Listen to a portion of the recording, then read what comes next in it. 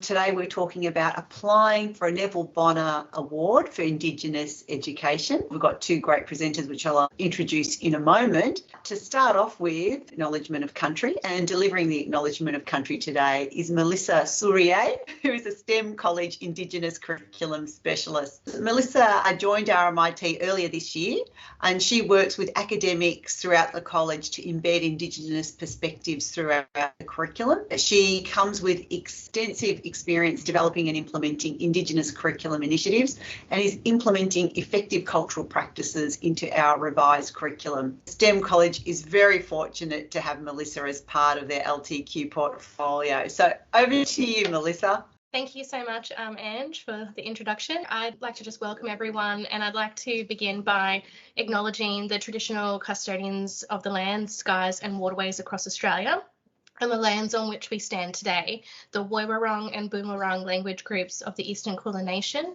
and I pay my respects to elders past, present and emerging. I'd also like to pay my respects to Aboriginal and Torres Strait Islander peoples present here today, and to all of the traditional owners of the lands on which everyone is meeting today. I'd like to welcome you all here today, not as visitors or guests, but as friends. So how we talk about reconciliation is just as important as the actions we take. Education is at the forefront of every institution's mind, and as educators, it's our responsibility to make sure we are including a diverse range of learning capabilities, but also embedding a culture that has been around for more than 60,000 years. This is why the Neville Bonner Award is so important, as it shows the commitment to Indigenous education and ways of working into education and curriculum. In my years as a teacher, I used my role as Yimi Deadly Maths facilitator and Crossing Cultures facilitator to build staff capacity and pedagogy by embedding Indigenous perspectives and knowledges throughout the curriculum and throughout the school. By having knowledge and connection to country, it allows educators to use precise terminology and be culturally sensitive and aware. It allows educators to view curriculum and education through a different lens and teach using methods that are not only beneficial and proven to work for Indigenous students, but also for all students. Using the 8 ways of learning involves connection to country, hands-on learning approaches, storytelling, and using non-linear methods to engage and teach our students. As you'd be aware, Neville Bonner was known for being an Indigenous activist and a political conservatist. He was a powerful figure and role model for First Nation peoples. As the years progress, I hope that we can have many more people standing up for change and being an advocate for Indigenous education like those of you before us today. Be the person to stand up and speak up for education and the oldest living culture in our country. Thanks so much, everyone. I'll hand back over to Ange. Thank you, Mel. I wanted to say thank you for doing that lovely Acknowledgement of Country. The Neville Bonner Award really highlights the commitment Universities Australia has to Indigenous education, and these awards provide us with an opportunity really to recognise the positive changes we're making to what we teach and how we teach it.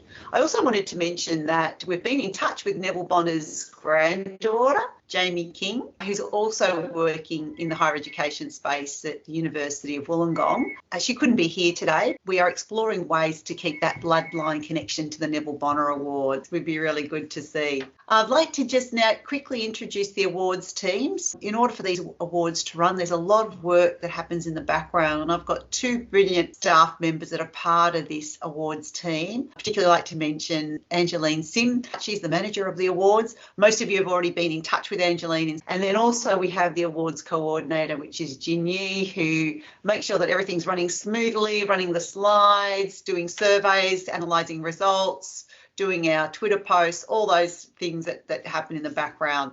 So thank you. So today we are focusing on applying for a Neville Bonner Award for Indigenous education, and I'm delighted to have 2 presenters with me. First of all, I'll introduce Professor Susan Page. Susan is an Aboriginal Australian academic whose research focuses on Aboriginal and Torres Strait Islander people's experiences of learning and academic work in higher education and student learning in Indigenous studies.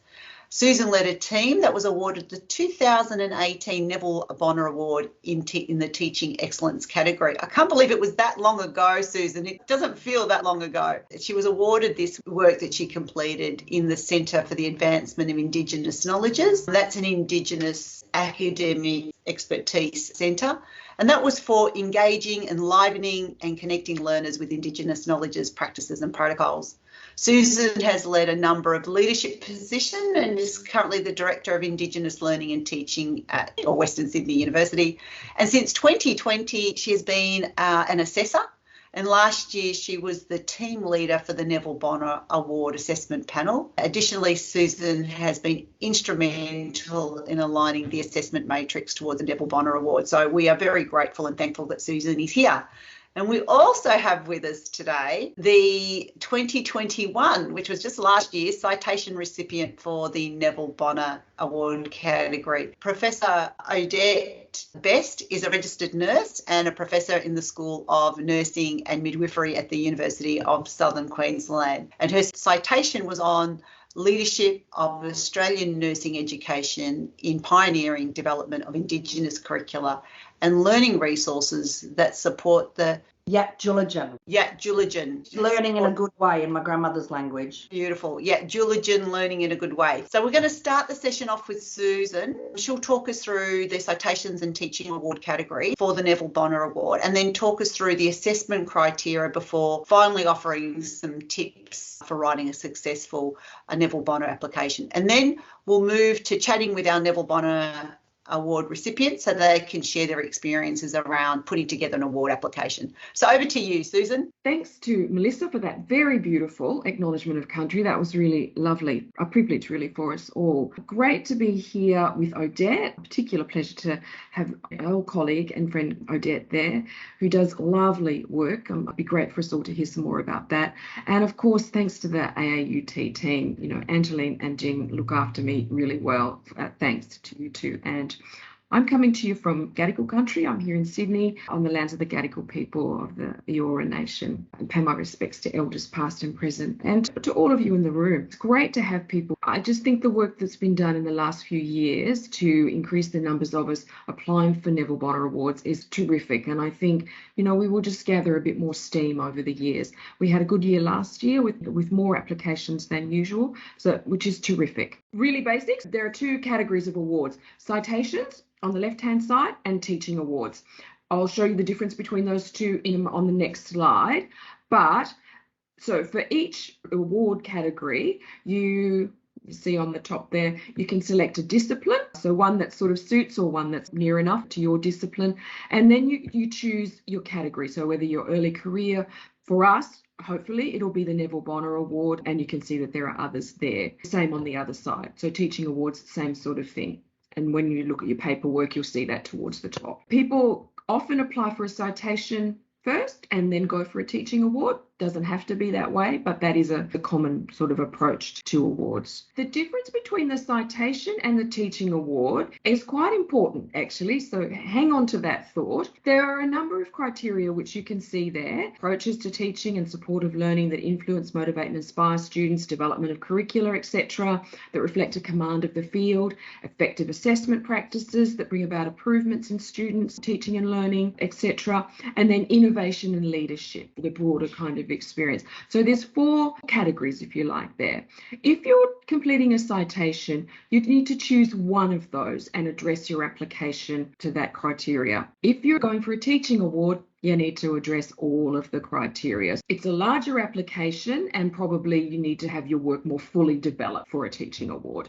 So that's the key thing, and good not to mix those up because you'll end up doing more work than you need to if you're wanting to go for citation, or you won't do enough work for your teaching award application. So the assessment criteria, whether your work has positively impacted on student learning, student engagement, or the overall student experience, for a period of no less than 3 years. That's really critical. Kind of if you've just started out on a particular thing that you're doing or a particular kind of project, you're probably not ready just yet. Don't worry about that necessarily, because time flies when we're all having fun, and it won't be any time before 3 years is up and you've really developed something. In fact, sometimes it's useful to begin to think about awards in those early stages, because then you collect the right kinds of data and you've got a whole lot of work done before you get to your application. If you are just in the early stages, don't think this is not for me, just think it might be for me a little later. So the second one is gaining some recognition from colleagues. So that might be colleagues inside your institution, from the broader community. And for the Neville Bonner Award, and you'll see in the next couple of slides where we've made some changes since last time, it might include community members, elders, people that you're working with in the community on various things. It may be that your recognition comes from those sources. Have you shown creativity and imagination and innovation? Well, if you're going for an award, you ought to be doing at least some of those things. Think around what might be new or exciting in the innovation that you're working on. And then this final one actually is a really important one, I think, is your application needs to draw on the scholarly literature of learning and teaching.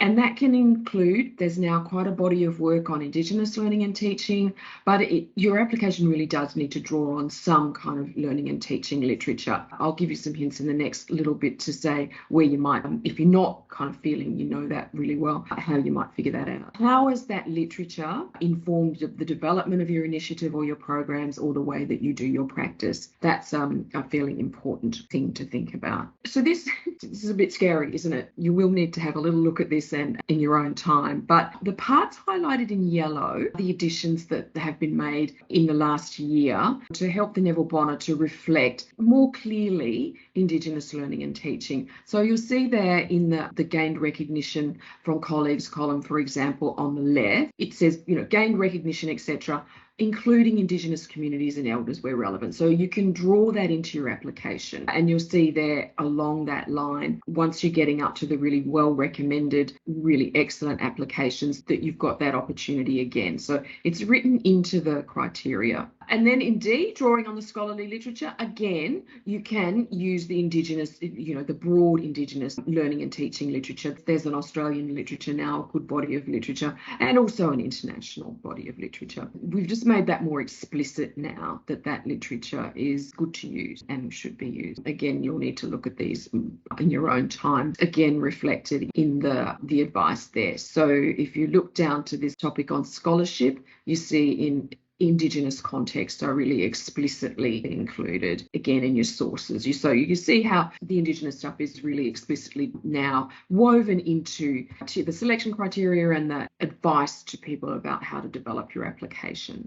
And so on. Just to give you an idea of what changes and updates have been made. Down here in this final one, you see there co-creation and working with Indigenous community experts. That's something I know lots of us do and is now explicitly written into the elements of the award criteria. Clear guidance for us. So I'm going to go on now to some tips for, first tip probably is to read the award material closely. Here are some of my tips. I wanted to just say, I know when I've been talking to people about award applications, I recall someone who I thought was just doing a fantastic job of teaching, and I knew their work was really amazing.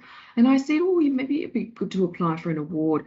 And they kind of said, I don't want to do that. Like, it's a bit shame, isn't it? And that made me really think about what is it we're doing here when we're applying for awards? And for me, it's really about recognising and valuing outstanding work, and not so much about us standing out as individuals, although of course there is that element too. But actually for me, it's really important that the good work that our Indigenous colleagues are doing is recognised, that it's rewarded, and that we share it, I think, amongst ourselves. We know institutions and across the country, we have colleagues doing amazing work, and often they're doing it quietly, sometimes in difficult circumstances. And so I think it's really important that we do apply for these awards and have our work, visible and seen. In this scheme, the AAUT team have been really terrific in identifying Indigenous mentors and even pairing people up. So I would suggest, I'd strongly encourage you to take advantage of the mentors. They're people who are keen,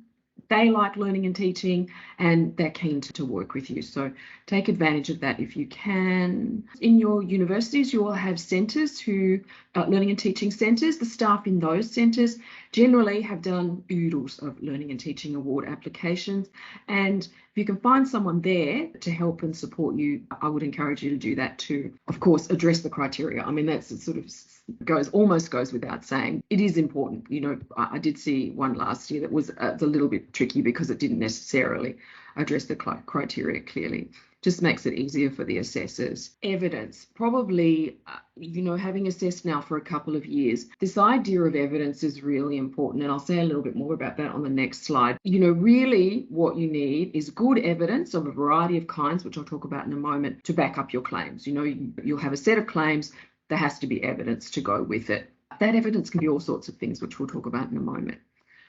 I think your teaching philosophy is important, and that's where, for me, the literature comes in. Think carefully about what is it that is your teaching philosophy? How does the literature inform that? How has the literature informed that? And then, build a coherent philosophy. And of course, as we all know, for many things, time is of the essence. I would be the first one to say, don't leave it till the last minute. And then I would be the first one to leave most of my things to the last minute. Give yourself some time to do it. This whole slide really is about evidence. You can have qualitative and quantitative evidence. We all know about student evaluations. Those are a good source of evidence, but they're not the only source of evidence. They're kind of the thing that you tick off and say, yes, but then you need to, what other kinds of evidence have you got? And it could be things like, student evaluations, peer review of teaching. You may have done some peer review. That's popular in some institutions, less so in others. But if you've done some peer review, if you haven't, maybe now's the time. That's just to keep us awake. Comes down from a different way.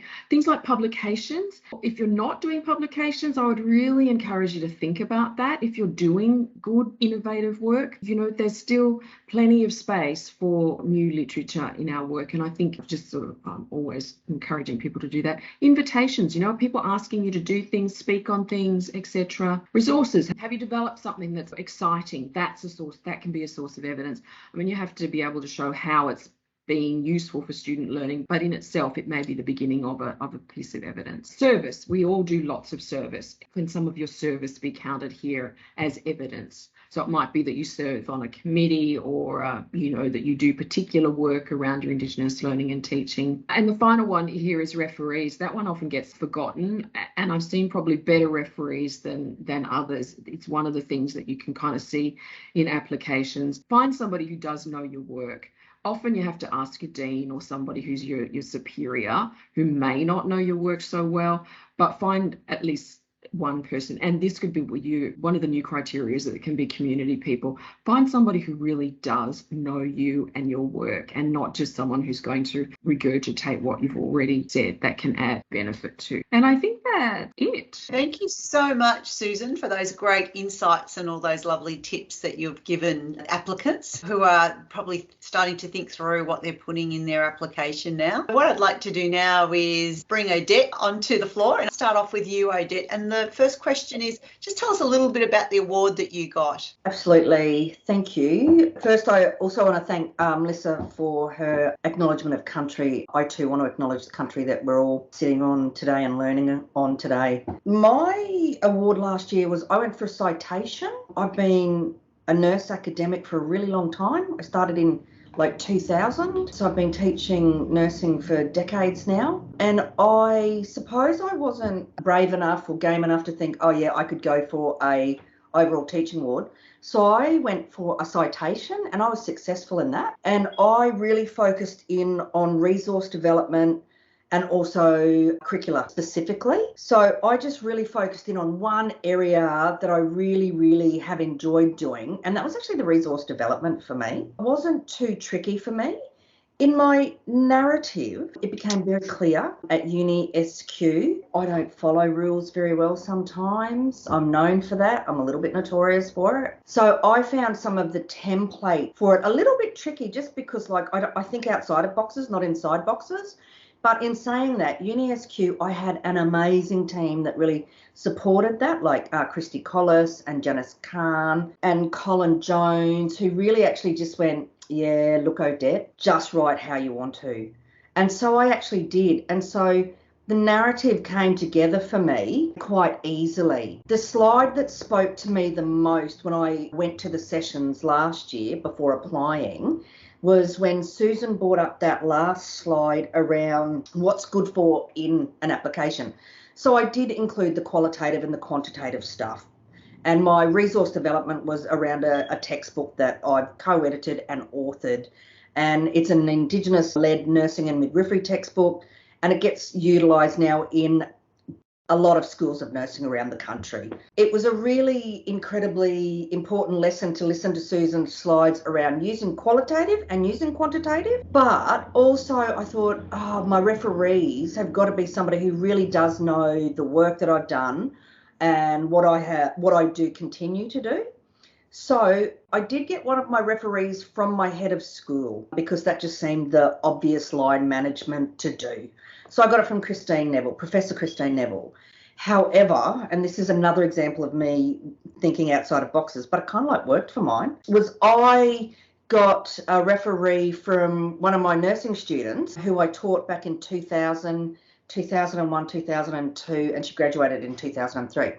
So she did 3 degrees through us at UniSQ. It was USQ back in those days, but we've just now had a brand change. So she did 3 degrees through UniSQ with us, and then I really encouraged her to go and do medicine, and she actually did. That student, Annie, I won't say her last name, Annie is now a GP. She's a doctor out at Dalby. I wanted to get somebody who could actually really speak about what I do and have done for like decades, and I have written so many referees for her over the years to do a whole raft of stuff. So for me, it was just kind of like, oh, well, it's time to pay it back, sister. And Annie and I do keep in contact because she's, one of those dear Murray students who I hold really close to my heart. And so rang Annie and said, oh, look, this is what, my head of schools nominated me for. Will you write me a referees report? And I think that made a lot of difference to my application because she could actually really speak about my ability longevity-wise, like for over 20 years.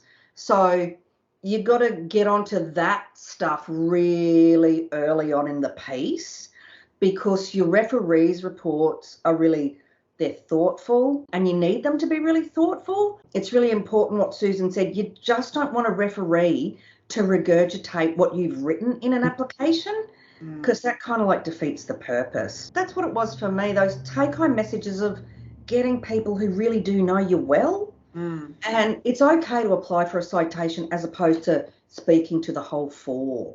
Yeah, so that student voice is really impactful, especially someone that's gone on that is benefited from your teaching and your resources, and then going on in their lives to even go further and become now a GP, as you said. So I will move to Susan, and I'll come back to you, Odette.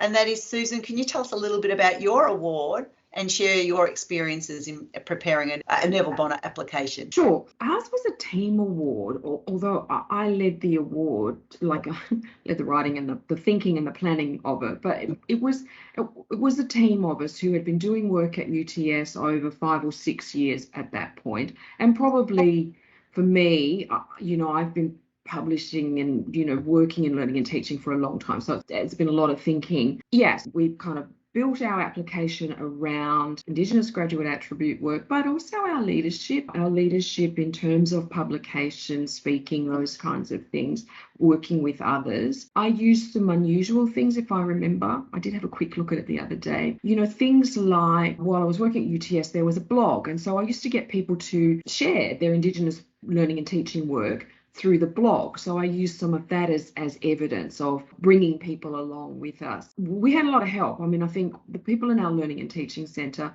in fact, they were someone from our Learning and Teaching Centre tapped me on the shoulder and said, you need to apply for this. And at that time, I wasn't sure whether we were kind of at the right point to be doing it either.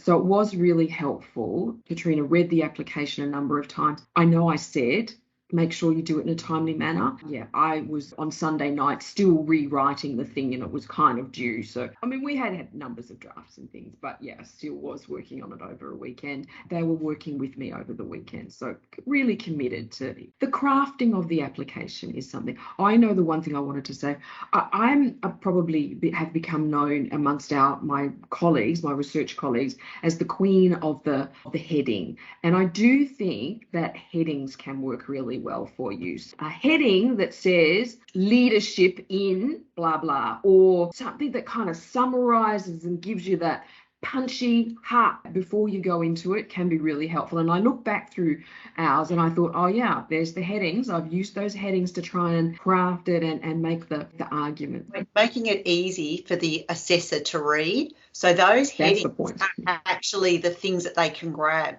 Leadership in this, impact, where the impact was, those sorts of things, what you really did. So it's really important. Odette, I'm going to come back to you and ask you if you faced any challenges when you prepared your application. Look, I do, because I just think it can actually be, having to sit down and do some deep thinking and deep reflection about what you actually do. And I don't think really as academics and for Indigenous academics, we particularly do that very well, to be honest. Mm-hmm. So I think that there was always that underlying thing in me going, oh, right, should I actually been applying for this? Should I actually be applying for this? And I also, like Susan, I was nominated. So it was my head of school who's known me for 20 years. It was just like, Odette, I think it's just about time you did this. It was just like, really? And she was like, yeah, it's been 20 years, love. I was like, right, okay, yep, okay. For me to actually sit down and do some really deep thinking and deep reflection on what I actually do as an academic who teaches in discipline, because that's the other thing. There's not a whole bucket load of us Indigenous academics who actually discipline teach, and I do. So that was really interesting to have them go, oh, right, this is really discipline based. This is discipline focused. The other challenge too was, the time frame. It's like, I don't want to say I'm like Susan, but I am a bit, in that sometimes it can just 12th hour and you're kind of like choking going, oh my God, I can't believe this is due tomorrow. And it's a Sunday night and you're maniacally typing away. It's actually about time management. And I know that sounds boring and it's not sexy to say that and all that type of stuff, but it's actually the truth, because our lives as academics and working in academy are incredibly busy. And, in discipline, I was teaching classes when I was writing this application of 900 students and 900 plus students in nursing. So we've got really big courses. So time management became a bit crucial to me. So, there's a few maniacal nights of just pounding away, which probably weren't fantastic. Odette, can I ask you, did you know about the Neville Bonner Awards before your head of school nominated you for it? Were you aware of it? I had heard of Neville Bonner, but I kind of hadn't heard about Neville Bonner for years. If that makes sense. It was just. Did you know that there was an award, or did that only become evident once your head of school let you know? Yep. Okay. Absolutely. Yep. All right. I'd seen it on job applications before, CVs, and it was one of those things. I must actually look that up. I didn't quite know the depth of it and wasn't all that type of stuff. Susan, I'm going to ask you the same question. Did you face any challenges in your preparation for your application, and how did you overcome these? I think I'm going to say the same thing. The timing stuff. The timing stuff is probably important because you need to pull stuff together. So it isn't just coming out of your head. People did things like the Learning and Teaching Centre people collated my student evaluation. So that was really helpful. They can't do that at the last minute, although, in fact, they probably did do it somewhere near that, and which required a box of chocolates. But that's, maybe there's a tip. Yeah, so pulling these together. But I think the other thing, just kind of building on Odette's idea of the reflectiveness, we're all busy, we all get on and we do stuff, and we maybe don't think so hard about how important our work is, how valuable it is to our own communities, but also to others. Our non-Indigenous colleagues at the moment are crying out for Indigenous expertise in curriculum. Guess who does that? It's us. And so our work is really valuable. And it's just like writing a CV or any of those things. You have to talk yourself up a bit. No lies, obviously, but this is not award applications, just like grants or CVs, are not the time to be shrinking violets. You really do, which is why your referees, I think, are so helpful, because I think, as Odette said, sometimes your referees know you almost better. They know the really good things. They do know, and now they may be more inclined to say, yeah, that was amazing. Or I know, when I'm asked, I say things like, very few people do this work well, but you're not likely to say that about yourself. That's kind of hard to say. Your referees will. So the value of getting your application done in enough time to have somebody else look at it and tell you where those talking up bits need to be, I think, is important. The point you're making there is your referees can talk you up because they see visibility.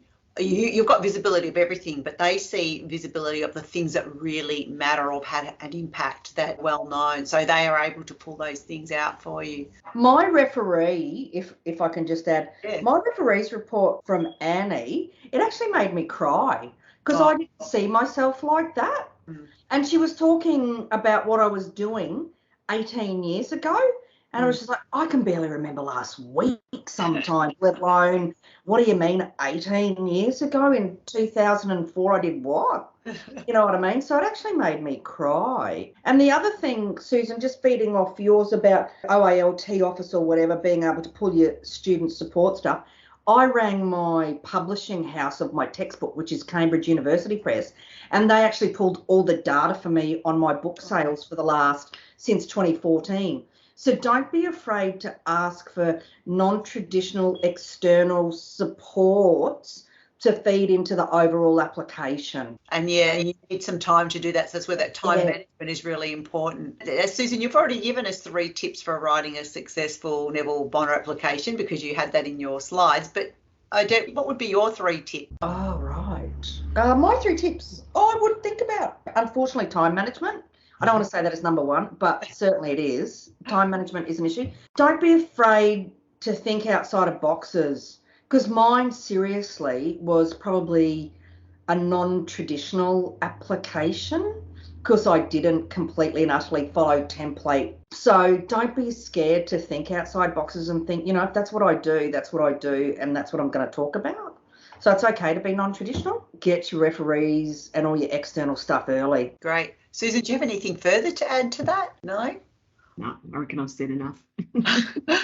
Any final words of wisdom for these young coming applicants that are thinking, should I apply? Shouldn't I apply? I don't know. What would you say to them? Oh, look, I'd say go for it, because the valuable feedback that you get from the assessors, which I got incredibly valuable feedback from the assessors, can be utilised in other ways. So I've actually used some of my assessors' comments actually when I've been writing selection criteria and other stuff.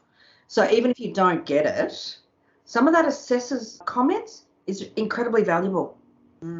Yeah, fantastic. Susan? Yeah, look, I think this is the point I think I should say. I failed a few times earlier in my career, and as much as that pained me, having kind of got internal teaching awards, as much as that pained me, I think it is, don't stop. Like, I think if you go for it and you don't come up with it, then just go again. And without saying the person's name, I know somebody who won the Teacher of the Year some years ago now, who just quietly told me that was their 4th go at it. So I think there's that thing of, it's painful. Failure is always painful, but yeah, don't kind of, if it does happen that you go and you don't get it, then just keep building your evidence and go again. Yeah, really, really important. Don't give up is the message. Failure is your pathway to success, because every time you fail, you learn something. And that's the key thing, is that learning, because the assessors highlight perhaps some gaps, and that's where you've got opportunity to address that. And you mentioned something in your presentation, Susan, about you need 3 years, being in your role at 3 years before you apply. And it's those first 3 years where you should be looking at the criteria for the awards and start to understand it, because it's not that easy, like it takes a bit of time navigating through all the documents. Start to put things down and start to highlight where the gaps are, so you can start to build that evidence of, start thinking about who your referees would be. Give yourself plenty of time, almost do a draft that you're not even going to submit, but you've got something there that you can build on. I just wanted to thank you so much for your time today. I really appreciate it. Thank you for your insights, your tips, sharing your story. For those of us online, if you'd like to just give Susan and Odette a virtual clap or even a real clap, and I'm sure they'd appreciate it. Thank you so much. I will pass now on to Angeline, who will take us through final key dates for the applications. Over to you, Angeline. Thanks, and reminder of the nomination key date. All the applications have to go through your ICOs.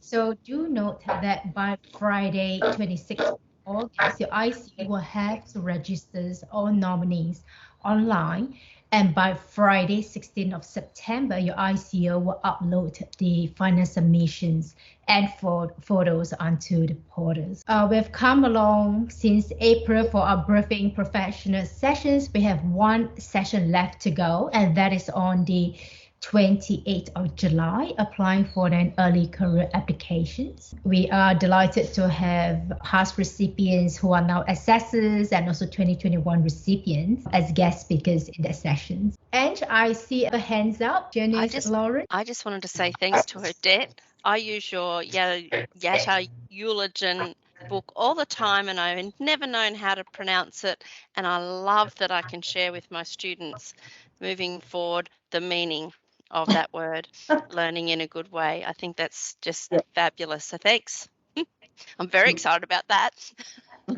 And scared spitless around the rest. Bye.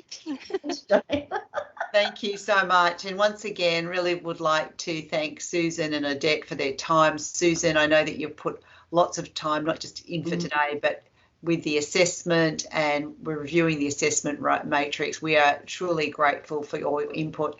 And Odette, for today, thank you so much for your insights. Both of you truly deserving citation and award winners of the Neville Bonner Award, and we're really lucky and grateful for you giving back to the community. So thank you so much, ladies. Have a lovely afternoon. And we Bye, everybody. Stay in touch. Bye, everybody. Thank you. Bye, everyone. Good luck.